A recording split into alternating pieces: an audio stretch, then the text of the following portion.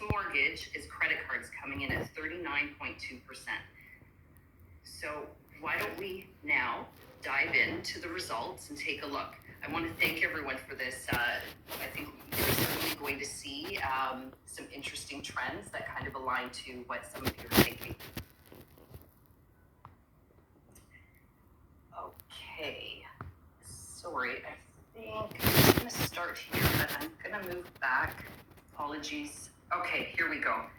Sorry, my slide wasn't connecting right there.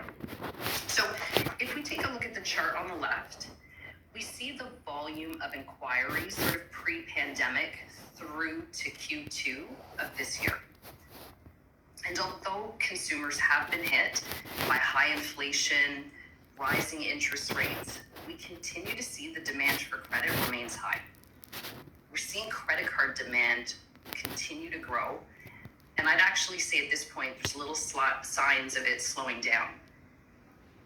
We're also seeing some improvements in auto supply as we see a big growth in demand for auto loans.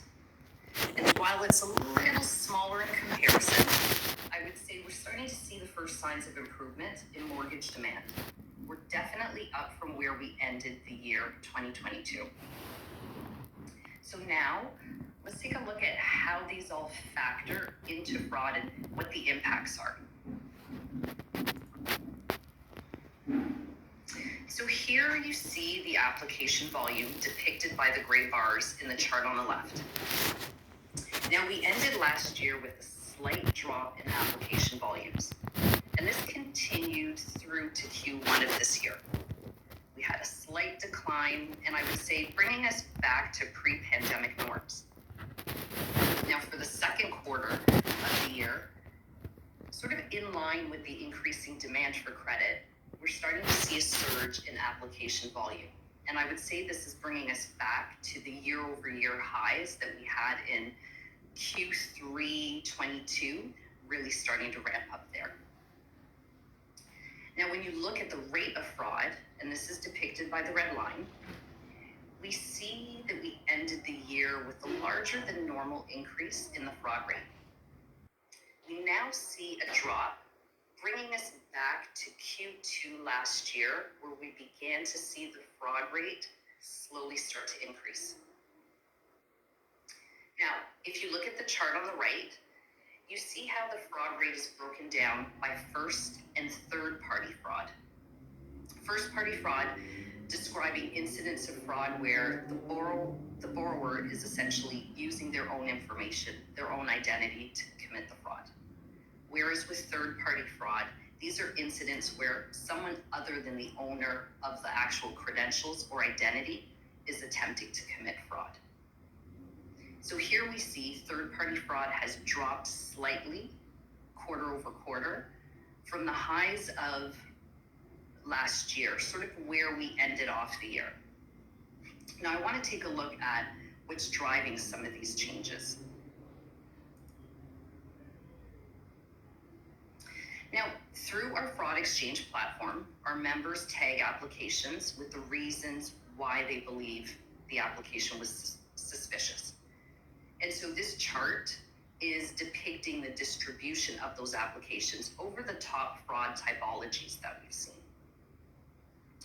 So when we ended last year, we saw a significant increase in identity fraud.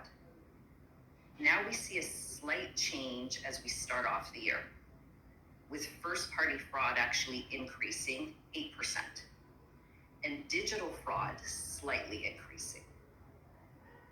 Now, our findings are that this has been short-lived, as in the second quarter, we've started to see identity fraud beginning to rise. We're still seeing first-party fraud remaining high, but again, identity fraud on the rise, and we'll get into that a little bit more. Overall, you'll see that third-party fraud rates, they've remained high year over year, and we can attribute this to identity fraud.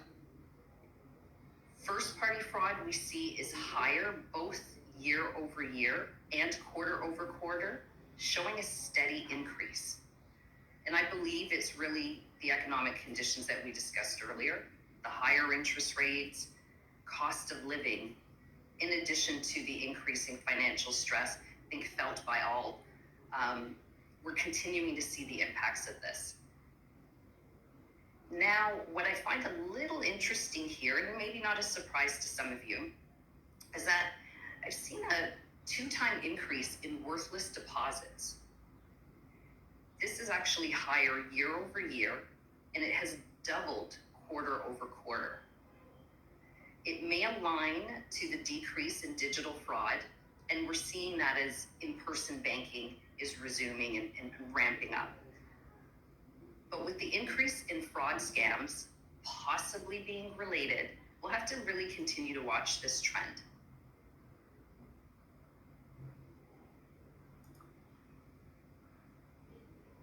So now I want to take a look at the fraud trends by industry.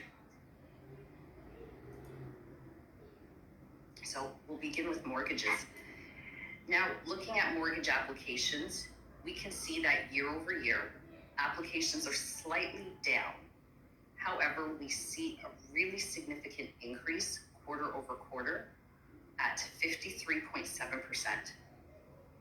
We're seeing new mortgage originations really showing some resilience here, despite the interest rates.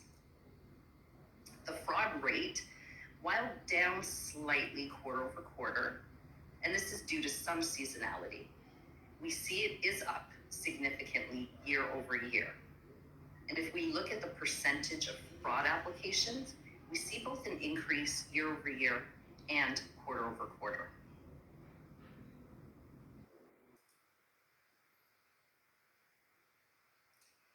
Now, let's take a look at the fraud rate across Canada. We see the fraud rate is higher quarter over quarter in almost every region. We're seeing falsified financials remains the highest fraud reason with an increase quarter over quarter. This is likely due to the fraud reason of conflicting information and false employment and income slightly going down.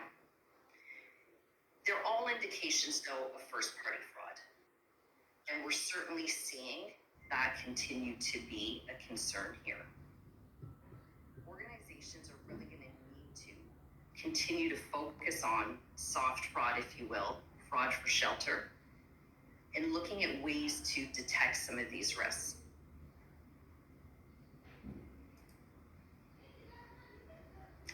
Now let's take a look at auto. And auto is an interesting one. I think at the beginning of the poll, not a whole lot of people thought that there would be a lot of fraud here in this space, or at least not one of our top trends.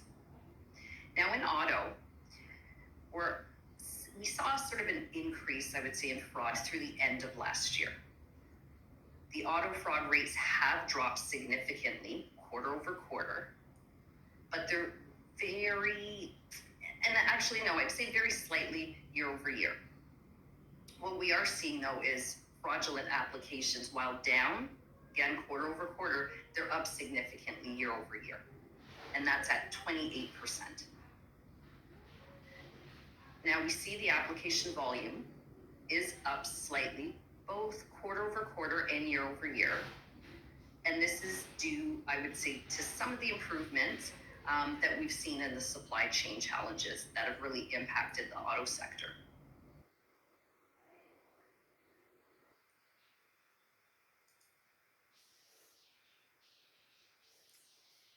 Now, quarter over quarter, the fraud rates, they've remained fairly consistent across all provinces.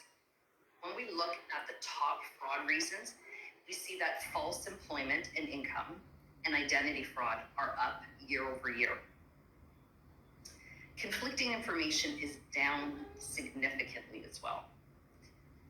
While identity fraud continues to increase, and it's up 3.2% since the end of last year, and I definitely see that as a rising concern. Fraud related to first party is really up in the auto vertical, and that really remains the biggest threat. Now we know, again, that supply chain availability has been a factor in the auto vertical and has impacted some provinces slightly differently. The overall volume of new accounts is still below pre-pandemic levels. However, we are starting to see significant improvement, and this is year over year. I would say really continuing to focus on verifying and validating application details in the automotive sector will need to continue, as well as helping determining and understanding what's kind of driving this emerging trend with identity fraud. I remember back last year, we started to see even some specific fraud attacks in the auto sector. So again, something to watch for.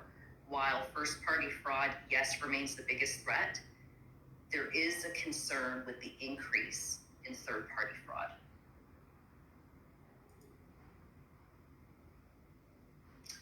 Now let's move on to credit cards, and this is the one that came in sort of highest, and I think for good reason. Now looking at credit cards, we see both quarter over quarter and year over year. The application volume has been increasing. Strong demand for credit continues, and we're well over pre-pandemic highs. Here we see the fraud rate has dropped since the end of last year, which was on a high. We see a significant drop quarter over quarter in the fraud rate and fraud applications. That said, when we look at fraud applications and the rate of fraud year over year, we see a very significant increase. Now, last year, we started to see some fraud attacks targeting the card space. And it wasn't only the card space. As I mentioned, this was happening in auto as well. And that really accounted for a lot of the volatility that we were seeing. I would say we're starting to see a resurgence of that. And talking to a lot of our members and clients in the industries and others, we're definitely starting to see a resurgence of these targeted attacks. And it's certainly attributed to the numbers that we're seeing increase in credit card fraud. So now if we take a look at the actual fraud rate and how it's broken out by region, we see a spike, if you will, in the Quebec region. Now, this can be attributed to what I just mentioned, some of the targeted fraud attacks. We've definitely been seeing an increase in that region. This, again, not just specific to cards. We are seeing some of that volatility elsewhere, but again, the target seems to be credit card right now. When we look at where we ended off last year, virtually unchanged. Identity fraud, though, increased 15% year over year. And while digital fraud saw a decrease, we still see identity fraud as the driving concern. With application demand really here, not looking to slow down anytime soon, organizations are going to need to really continue to be vigilant in their approach to mitigating third-party fraud risks attributed to identity theft. I think this is an ongoing message, one we had from last year, but one we're going to need to continue to push forward with this year.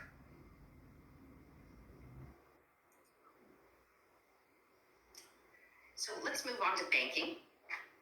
So in banking, deposits seem to have normalized. It's trending back, I would say, to pre-pandemic levels. Now, we all know, and we've talked about in past webinars that, during the pandemic, we discussed different trends where we initially saw an increase in fraud due to a lot of the pandemic relief payments.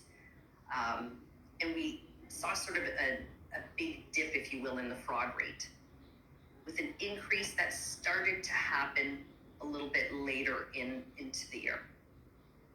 Now, where are we now? Well, what we're actually seeing is an increase in applications, and much higher than pre-pandemic norms. And this is both quarter over quarter and year over year, coming in at over 50%.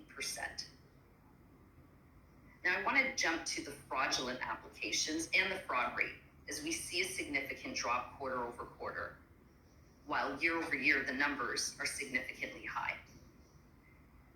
I want to call this piece out specifically because you'll see that year-over-year comparison is a little misleading in that we experienced significant lows during that time last year. And so after which we started to see the application volume steadily increase. So that sort of accounts for why we have sort of the numbers coming in year over year significantly high.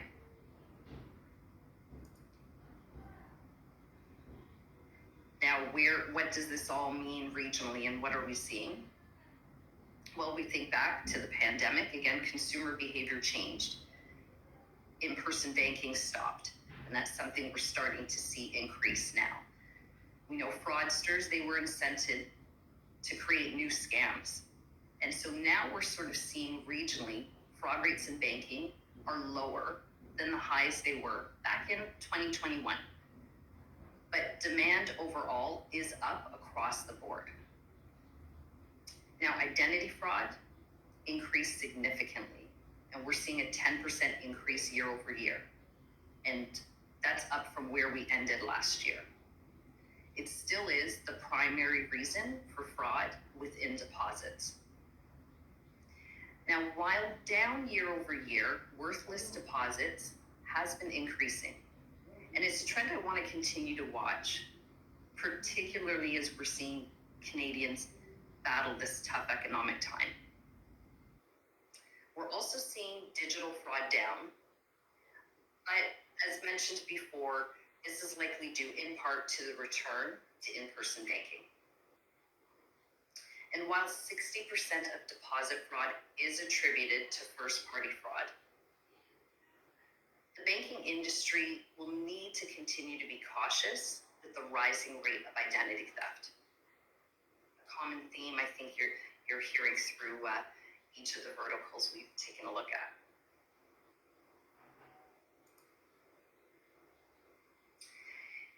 Now, the telco industry has been stable, with fraud rates well below pre-pandemic times. I would say this is a common theme and it's been consistent. Application volume is up quarter over quarter and flat year over year. We have some seasonality here, and we see demand is starting to pick up, at least in certain regions. We're also seeing that fraud applications and the fraud rate are significantly down, and this is both quarter over quarter and year over year.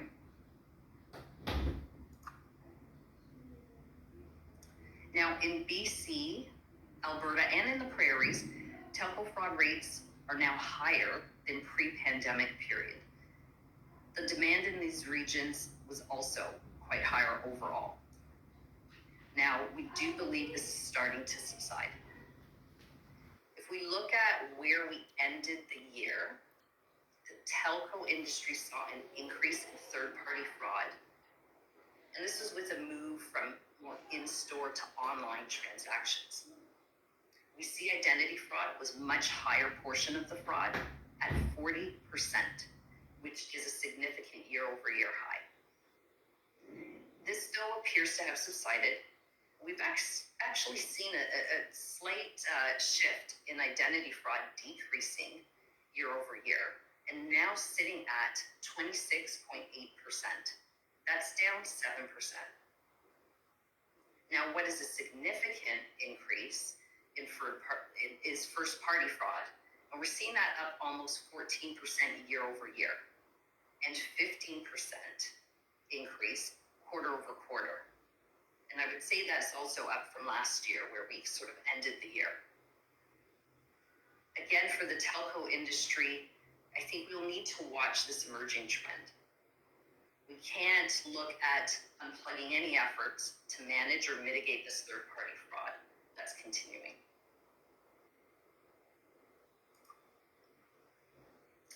So some key takeaways that I want to leave you with.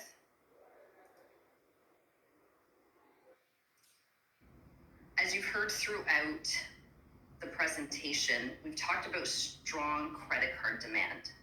And really with a reviving automotive sector, we're seeing identity theft for cards and auto loans increasing. Higher costs of lending, slowing down mortgage applications, but it's driving up fraud rate. Consumers are committing more fraud, soft fraud, and with little economic relief in sight, I think things will only increase. Higher fraud rates are expected as consumers experience more financial stress. So we're going to start to look to more ways we can combat some of these concerns in these challenging economic times. So now I'd like to move over to the panel portion. But maybe just before we do that, I'm going to look at a question. So I think we have some questions here that I may pull.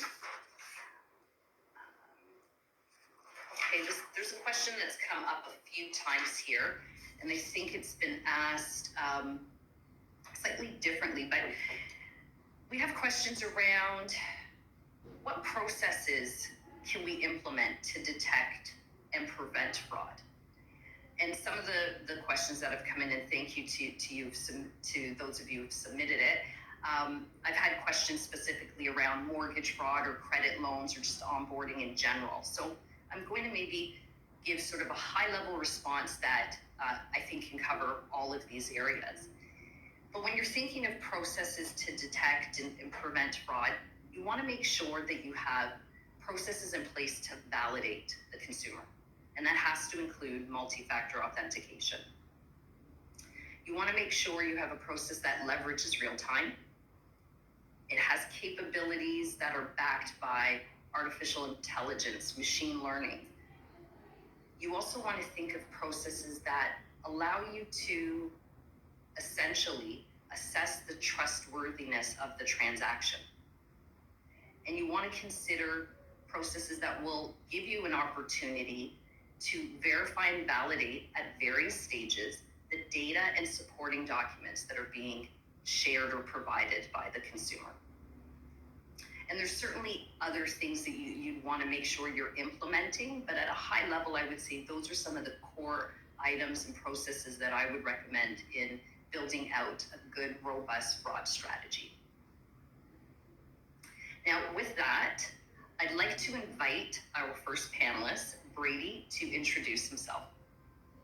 Hi, thank you all. Thanks for having me. Brady Harrison, Director of Customer Analytics Solution Delivery as part of Count. So I work on customer performance and optimization for our customers kind of globally. I'm excited to talk about some of our experience specific to Canada today.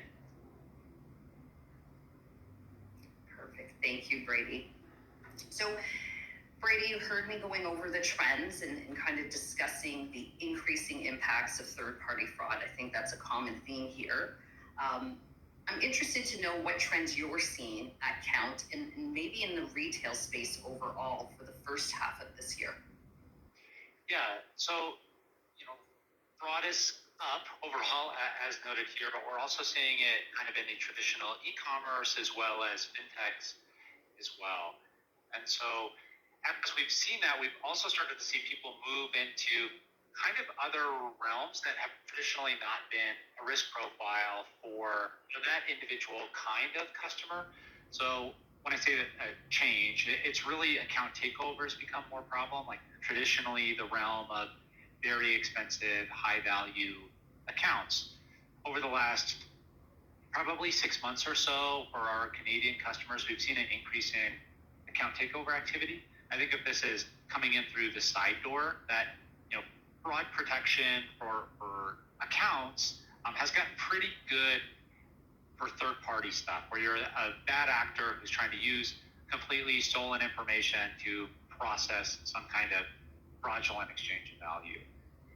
That said, not all parts of that user journey have been as fortified, and so logins are where we're starting to see more risk inside of Canada, globally as well, but specific to Canada, where people are kind of coming in through the side door and then processing an exchange of value, whether that's a purchase or new accounts or actual bank transfers. Starting to see a lot of extra risk there, and some other non-chargeback fraud activity around usually account compromise, refund, fraud, and abuse. So if there's any people who sell stuff online, you're just like, why did we see a large increase in people saying they didn't receive stuff, right?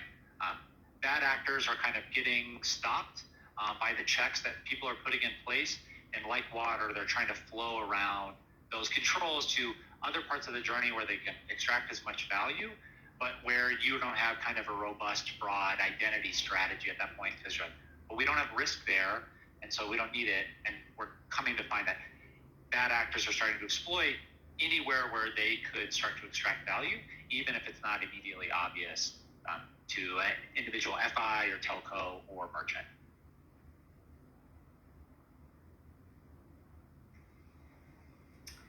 Thank you, Brady. Really no surprise there to hear that account takeovers are certainly a continued concern and kind of aligns with the trends that we've been seeing.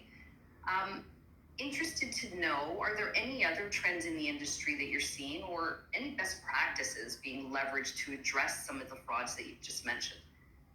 Yeah, on a macro perspective, right, we always trace kind of smaller trends to find like individual things that are going weird, right? Like the new iPhone just came out. I would expect that will be a micro trend for anybody in that space.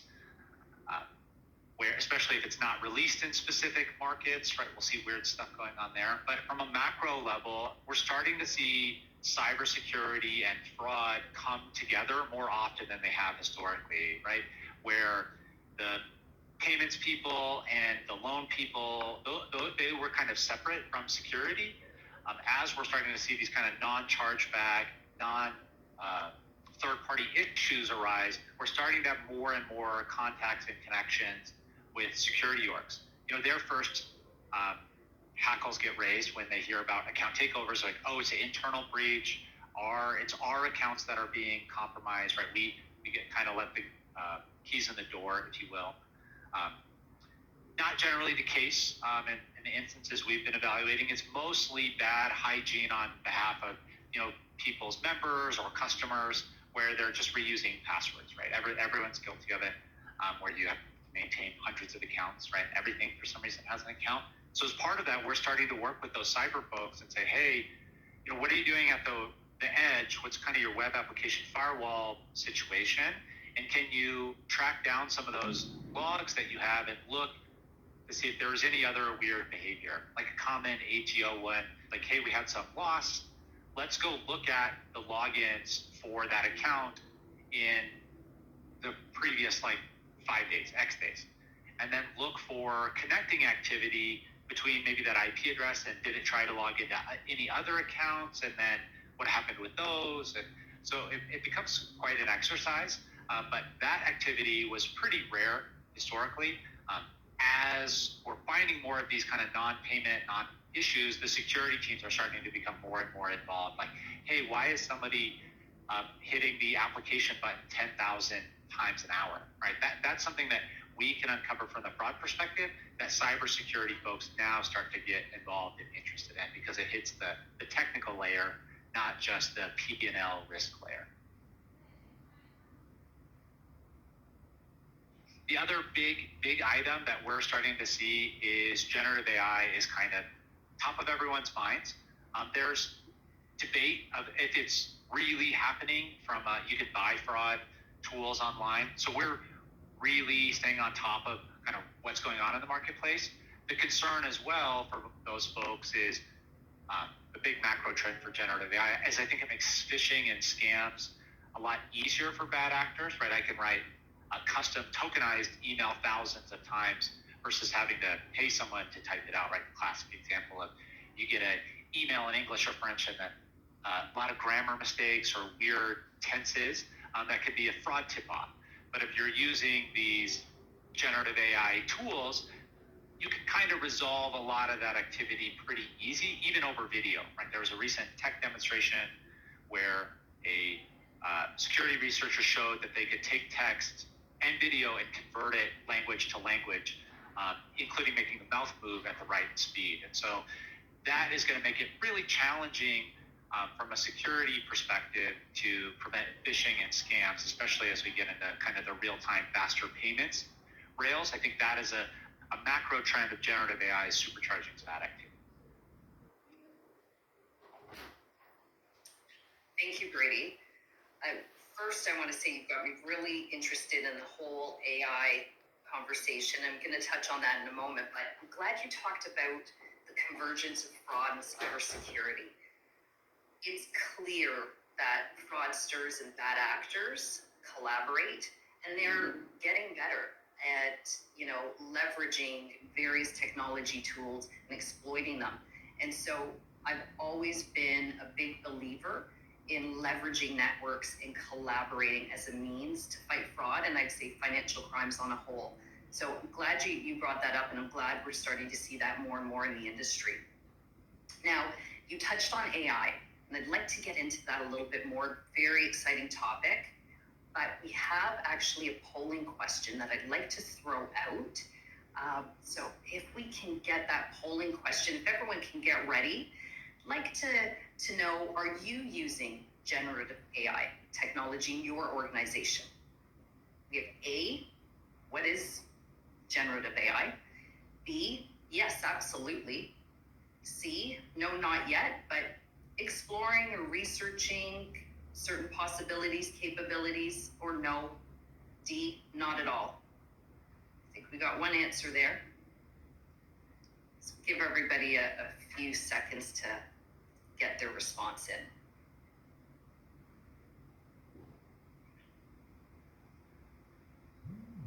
Okay, a few more. I see we've got some in.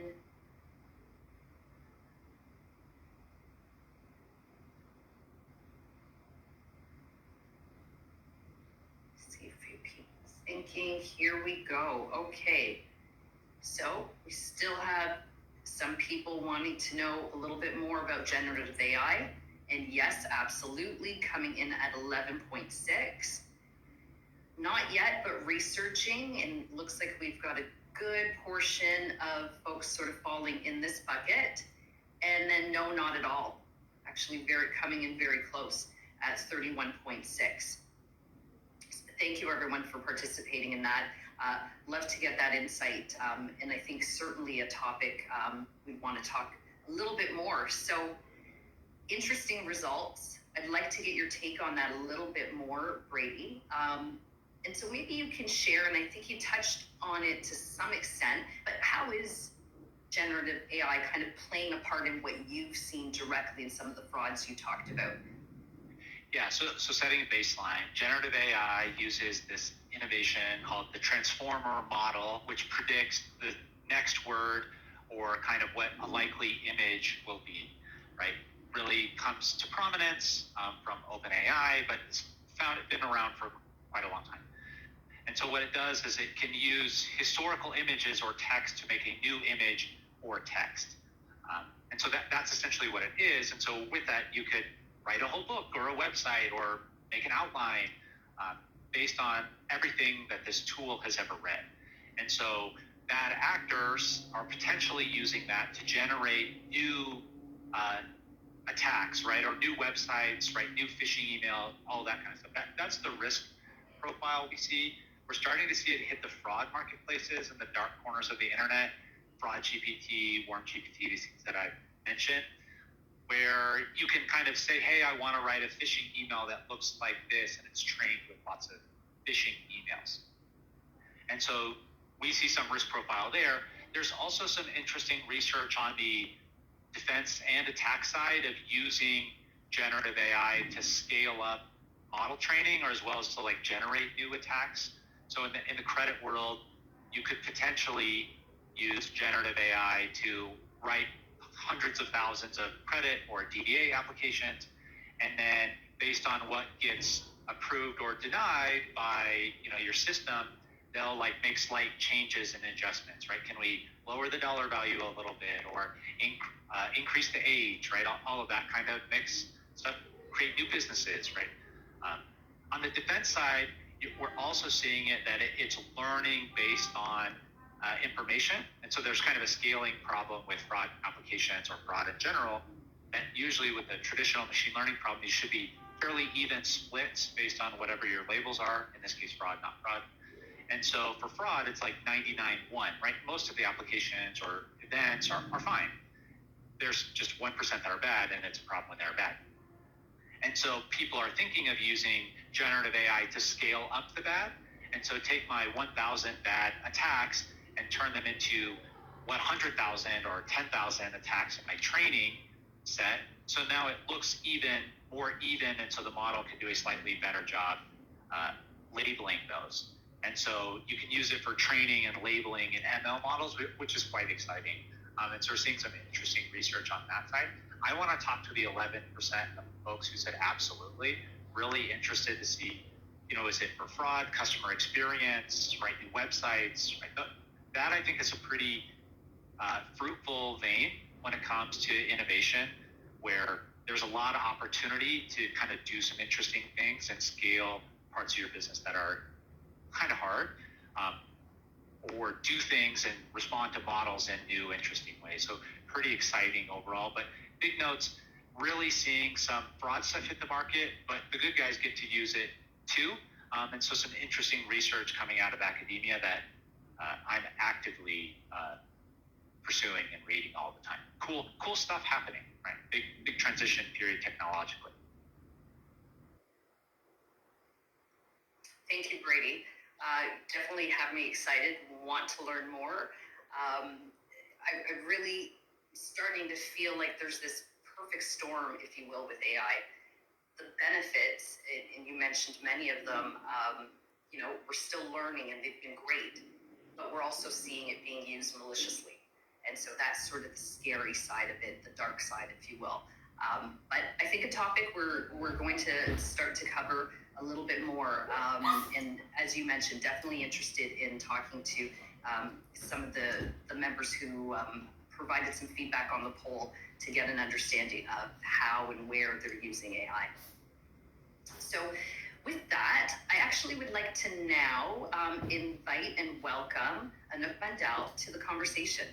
I'm going to ask you to just give a quick introduction for a moment. Thank you so much, Sheriff, for having me on this panel. So I'm Anouk Mandel, and as the Business Information Security Officer for Equifax Canada, we are the trusted advisors to all the various lines of business here at Equifax Canada. Now, unlike most traditional organizations, information security at Equifax Canada is seen as a business enabler and partner. What this means is we're in lockstep with the entire business processes to advise and maybe highlight certain security concerns and help solution the resolutions to those issues, as well as we bring our products and applications to market.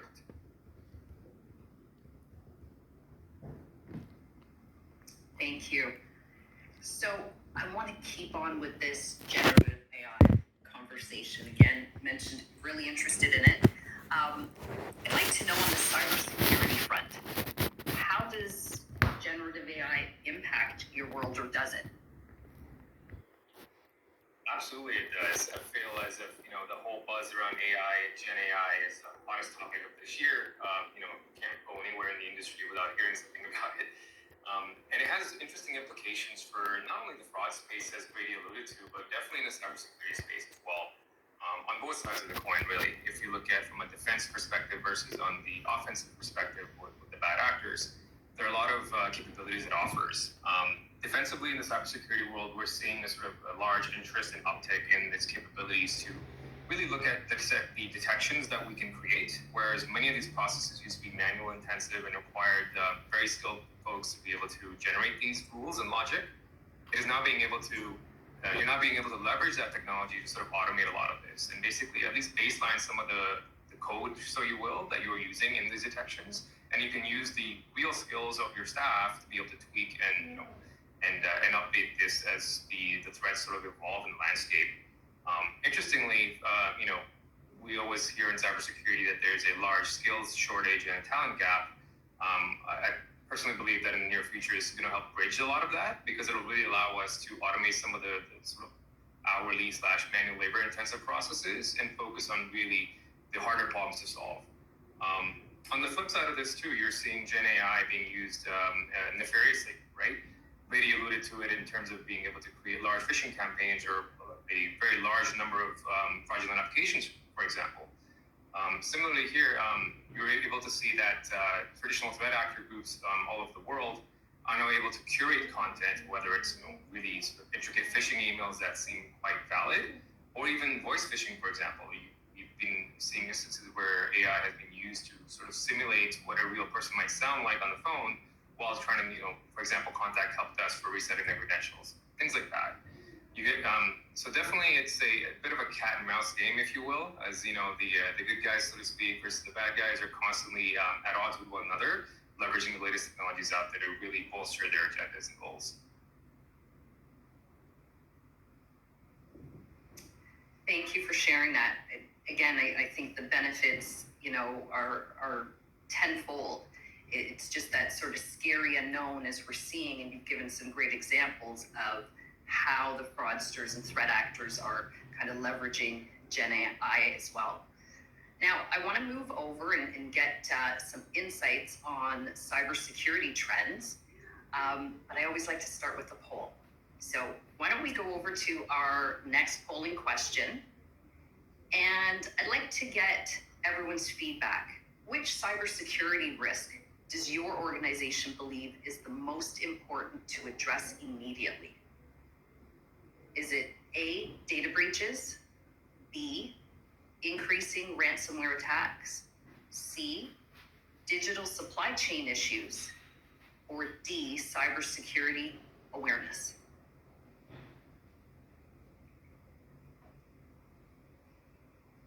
I think we're constantly bombarded with stories and media, data breaches, quite often hearing about that. I think it's almost become a norm where people don't blink when you hear about it so much. Ransomware attacks, a lot of interesting feedback in the news, and looking at some articles of increasing attacks happening globally. So really interested to see where we're going to land here. I know a few more people are getting their answers in, so we're going to take a look shortly. Okay. And what I thought, absolutely, data breaches coming in at 46.2%. A little less so at 14.6%. We have increasing ransomware attacks, and then supply chain issues at 1.5%. Surprised that's not a little higher. Cybersecurity awareness, that coming in at 37. So yeah, any thoughts there?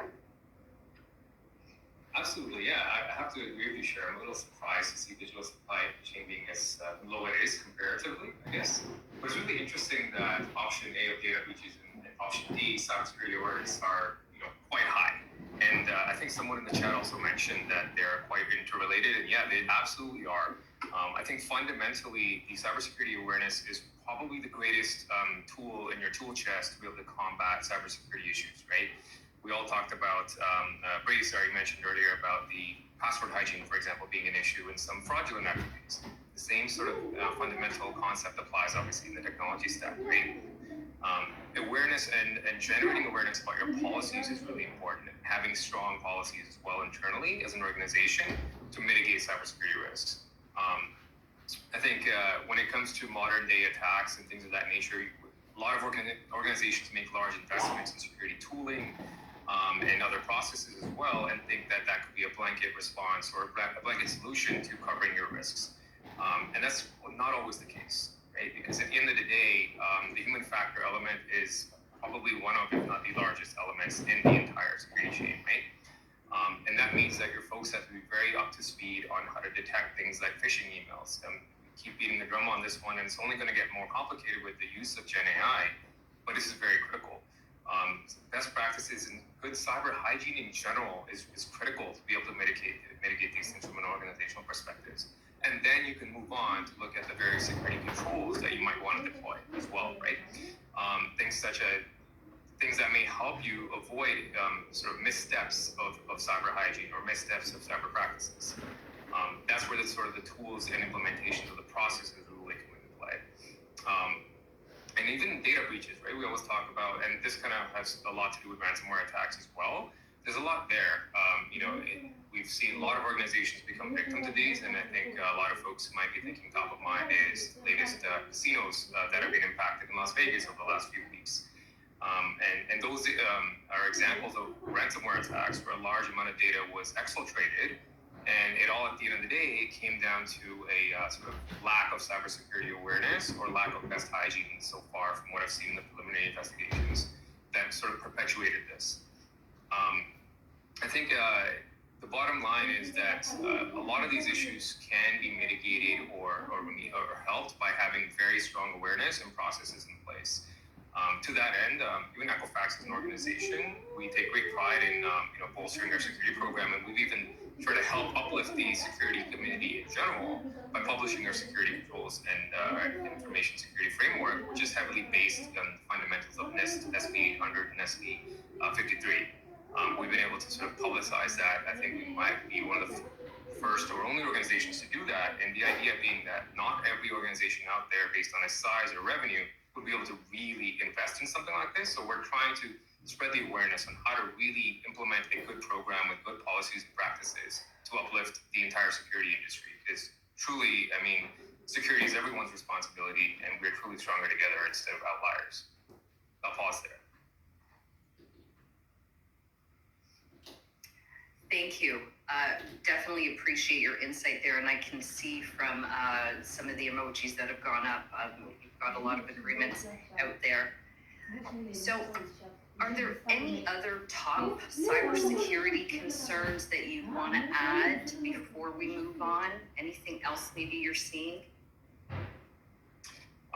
There is an interesting topic as well that I see a lot of folks express interest in these days, and it's the topic of insider risk, right? And the logic here being that you may have all the best practices and controls to look on the outside and defend against the outside, but what about what's really happening in your environment, right?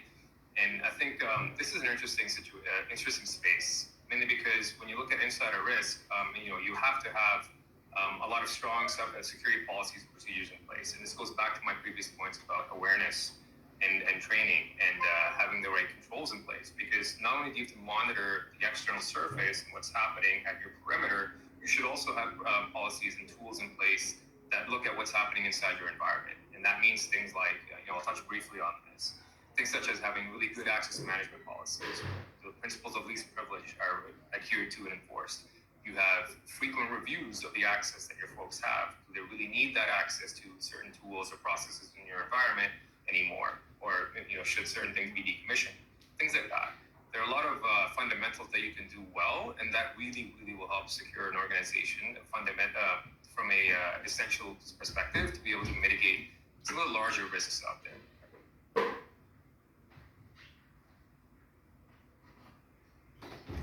Thank you. That actually is a question that has come up, so glad you addressed that.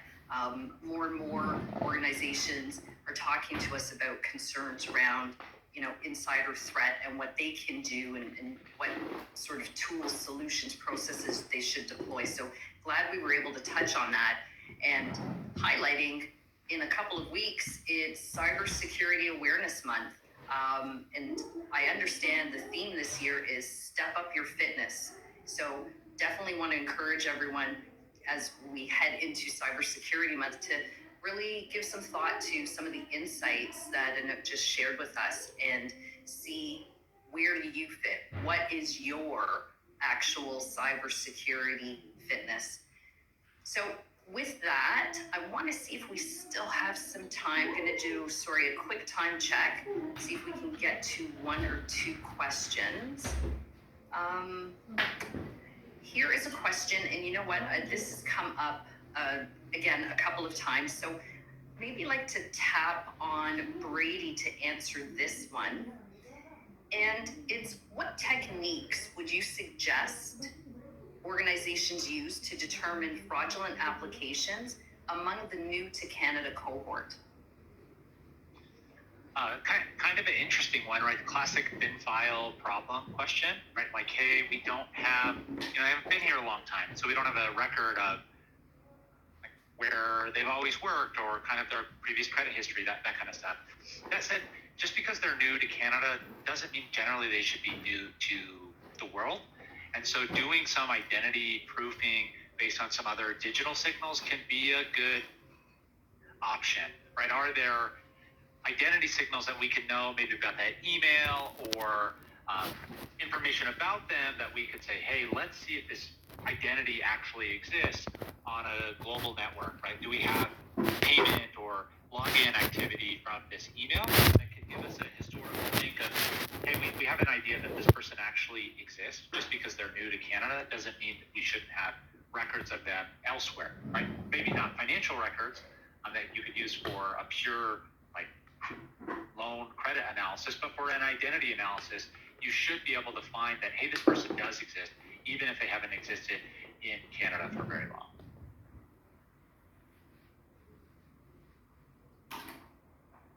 Thank you for that. And definitely a question I think that comes up even in a lot of client meetings. So I think you've given some good recommendations and things we can take back and discuss. So let me take a look if we have any other questions here.